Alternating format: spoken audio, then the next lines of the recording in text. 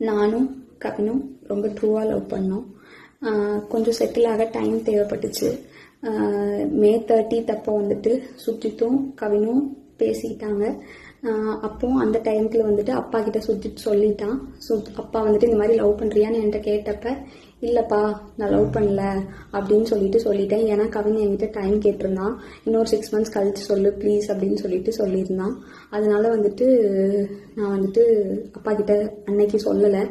அதுக்குள்ளே next upcoming மந்த்துக்குள்ளே இப்படி ஆயிடுச்சு. 2 பேருக்குள்ளே என்ன கான்வர்சேஷன் போச்சுங்கிறது தெளிவாக தெரியாது. ஆனால் கவினுக்கு ஃபோன் பண்ணி சுஜித் வந்துட்டு பொண்ணு கேட்க வாங்க, இவ மேரேஜ்க்கு மூவ் பண்ணாதான் அடுத்து என்னோட ப்ரொஃபஷனை பார்க்க முடியும் அப்படின்னு சொன்னான். அப்படிங்கிறதே எனக்கு தெரியும் கண்டிப்பாக. அதுக்கப்புறமா வந்து 27 என்ன நடந்துச்சு அப்படின்னா, அன்னைக்கு கவின் வராங்கிறது எனக்கு தெரியாது. நான் 28 ஈவினிங் தான் வர சொல்லியிருந்தேன். அவங்க தாத்தாக்கு தலையில் சூச்சர்ஸ் இருந்ததுனால நான் வந்துட்டு ரூம் பார்த்துட்டு அட்மிட் பண்ணணும்னு யோசிச்சிருந்தேன்.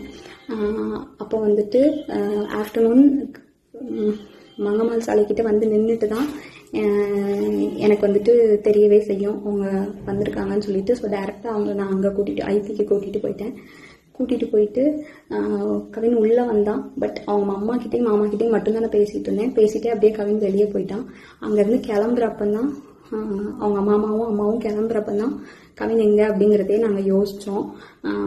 நான் ட்ரீட்மெண்ட் ப்ரொசீஜர்ஸ்லாம் எக்ஸ்பிளைன் பண்ணிகிட்டு இருந்தேன். அப்போ யோசிச்சுட்டு நான் வந்துட்டு சொன்னேன்.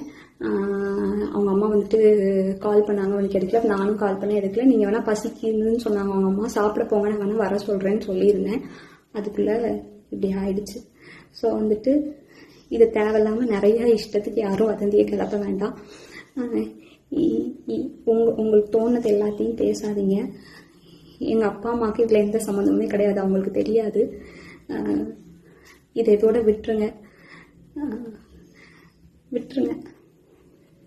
அவ்வளோதான்.